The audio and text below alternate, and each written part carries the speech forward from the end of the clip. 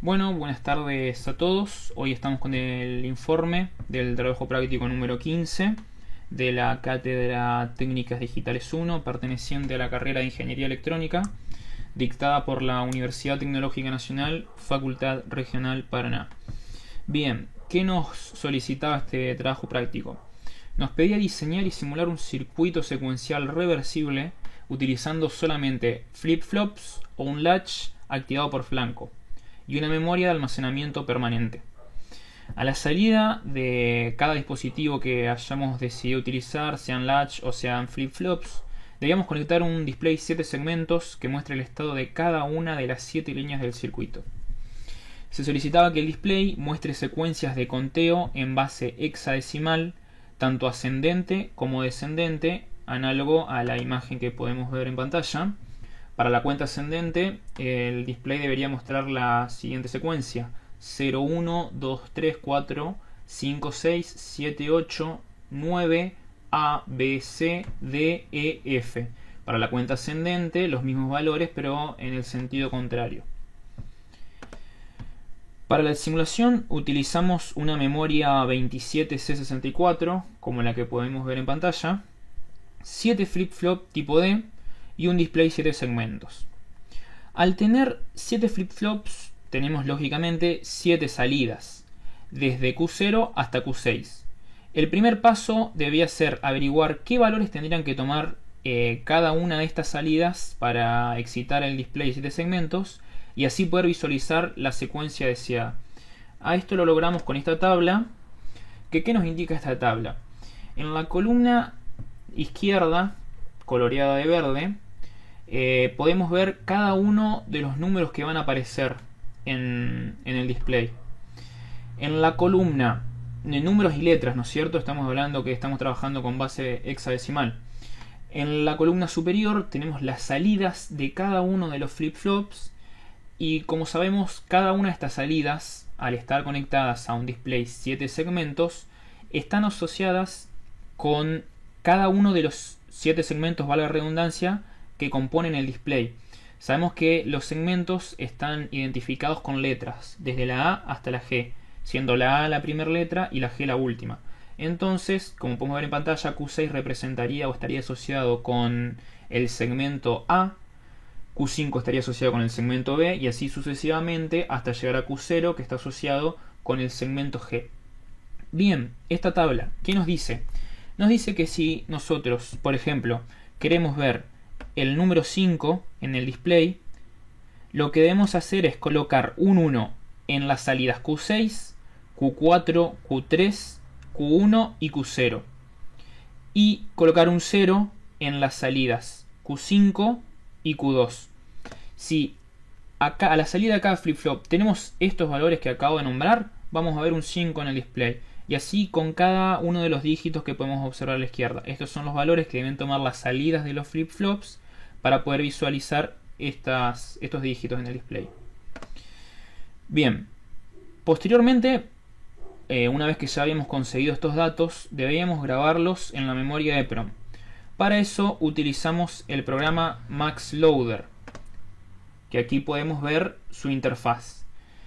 ¿Cómo es el modus operandi de este programa MaxLoader? Lo que debemos hacer es primero dirigirnos a esta barra de herramientas y seleccionar la herramienta que dice Select. Apretamos la herramienta que dice Select y se nos va a abrir esta ventana emergente. Aquí deberemos seleccionar qué tipo de memoria queremos utilizar. Nosotros, como utilizamos una 27C64, seleccionamos esta misma. Posteriormente ponemos OK. Y luego lo que tenemos que hacer es dirigirnos al apartado de Edit, que es el que está justo al lado de Info. Ponemos Edit y nos aparece esta ventana emergente, donde en la columna izquierda tenemos las direcciones de memoria y en la pseudomatriz derecha tenemos los datos que posee esa dirección de memoria. Bien, ahora viene la parte interesante. Las direcciones de memoria están en hexadecimal. Los datos, el programa nos permite ponerlos en... O sea, utilizar 8 bits para poner un dato, utilizar 16 bits para cargar un dato o utilizar 32 bits.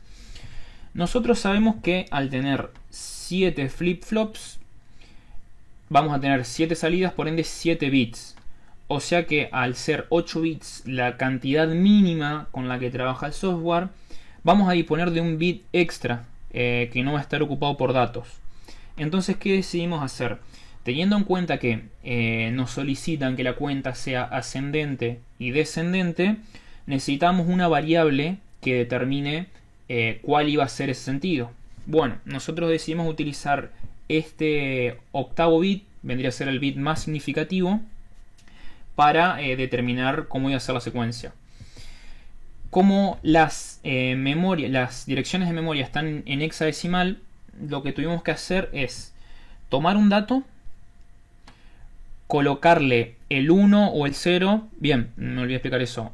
Nosotros definimos que si el bit más significativo era 0, la secuencia iba a ser ascendente. Si el bit más significativo era 1, la secuencia iba a ser descendente. Bueno, en base a qué tipo de secuencia queríamos, tendríamos que tomar el primer dato, supongamos el 0, colocarle el 0 o el 1 dependiendo de con qué secuencia estamos trabajando, si ascendente o descendente. Si estamos trabajando con secuencia ascendente, por ende bit más significativo 0, debíamos tomar esos 8 bits con el 0 y luego los datos que representarían al 0, convertirlos a hexadecimal, y en esa conversión hexadecimal, o sea, si nosotros convertimos esos 8 bits nos va a dar un valor hexadecimal.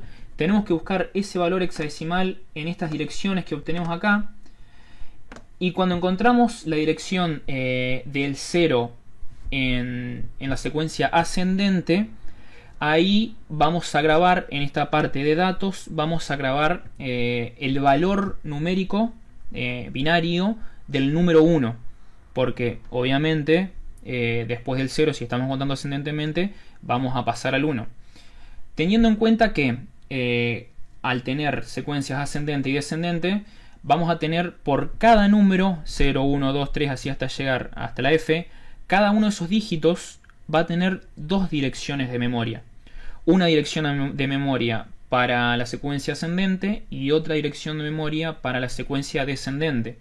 O sea, como recién trabajamos con la secuencia ascendente del 0, si trabajáramos con la descendiente, tendríamos que colocarle un 1 al bit más significativo, convertir todo ese número, esos 8 bits, convertirlos a hexadecimal, buscar esa dirección en esta tabla que tenemos a la izquierda con las direcciones, y en el lugar, digamos, de almacenamiento asociado a esa dirección de memoria, colocarle el valor anterior, ¿no es cierto? Que si estamos en el 0 y pasamos hacia atrás, vamos a encontrarnos con la F. Entonces tenemos que poner el valor binario de la F. Y así es como funciona este programa para grabar la memoria y bueno, poder hacer tanto la cuenta ascendente como la descendente. Eso es lo que podemos visualizar en esta tabla que tenemos aquí.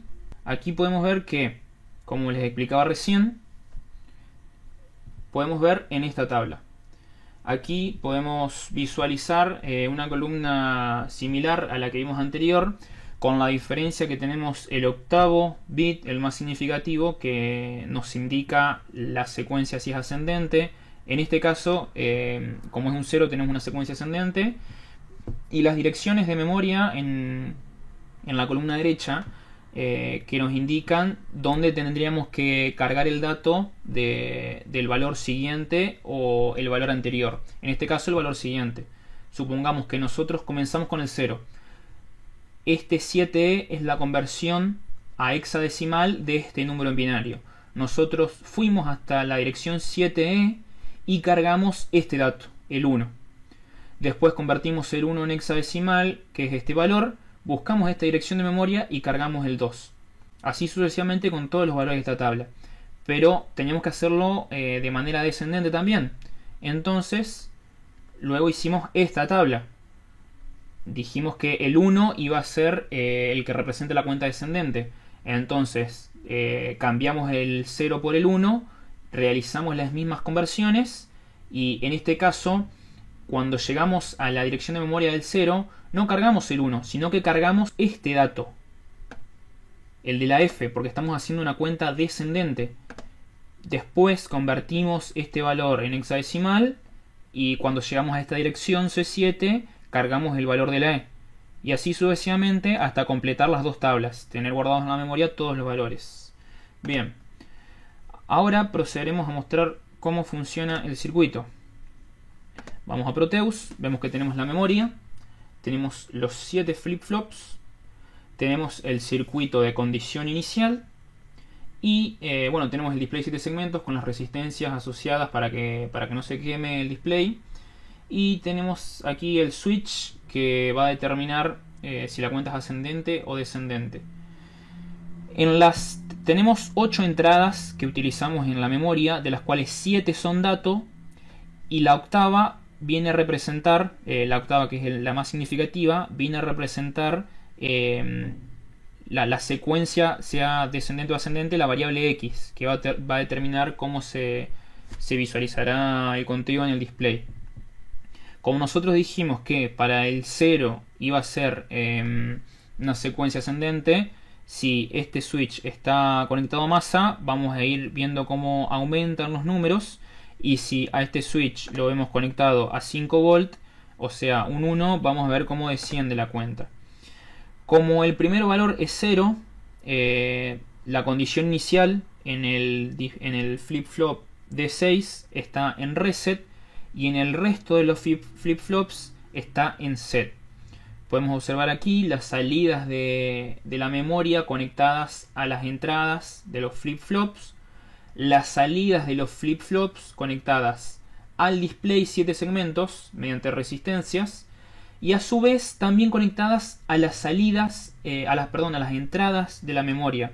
Esto permite que esto sea un proceso cíclico.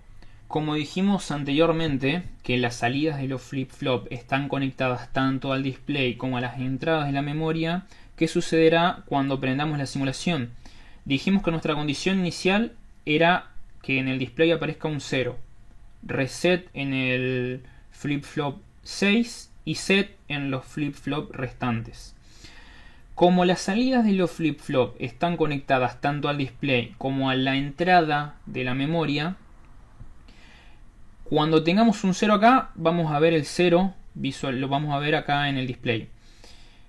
También vamos a tener el 0 acá, ¿cierto? Y como nosotros en la dirección de memoria asociada al 0 en cuenta ascendente tenemos cargado el dato del dígito 1, en las salidas de la memoria vamos a tener el 1 y por ende vamos a tenerlo también en las entradas de los flip-flop, esperando al siguiente flanco del oscilador de onda cuadrada. Cuando llegue ese siguiente flanco, lo que teníamos en la entrada de los flip-flop, el dígito 1, va a pasar a las salidas. De las salidas las vamos a ver en el display, al número 1. También ese 1 se va a cargar en las entradas de la memoria. Y lo que sucedió recién con el 0. Nosotros en la dirección de memoria asociada al dígito 1, en cuenta ascendente, vamos a tener el 2. Se posiciona el 2 en la salida de la memoria, por ende está en la entrada de los flip-flop esperando el siguiente flanco. En el caso que sea en cuenta descendente, estamos posicionados en el 1. Tenemos 1 en el display, 1 en la memoria, pero aquí el 1 está asociado a la cuenta descendente. Y si nosotros nos dirigimos a la memoria, a la dirección de memoria asociada al dígito 1 en cuenta descendente, aquí se cargará el 0. Por ende se cargarán las entradas de los flip-flop esperando el siguiente flanco para pasar a la salida y visualizarlo en el display. Bueno, vamos a correr ahora el circuito. Como podemos ver, la condición inicial está a masa, o sea que la cuenta va a ser ascendente comenzando en 0. Y aquí podemos ver 0, 1, 2, 3, 4, 5, 6. Lo dejamos correr hasta llegar al último dígito para ver que funciona bien. D, E, F y vuelve a 0. Ahora, si nosotros cambiamos este switch y lo mandamos a 5 volts, vamos a visualizar en el display una cuenta regresiva. Cambiamos y vemos cómo empieza a descender el valor numérico. 7, 6, 5, 4, 3, 2, 1, 0 y vuelve a la F. Bueno, ese es el funcionamiento del circuito. El grupo está conformado por quien les habla, de Gregorio Facundo, Politi, Liboni, Jerónimo y Fontana David. Muchas gracias. Besitos, besitos, chao, chao. Yeah.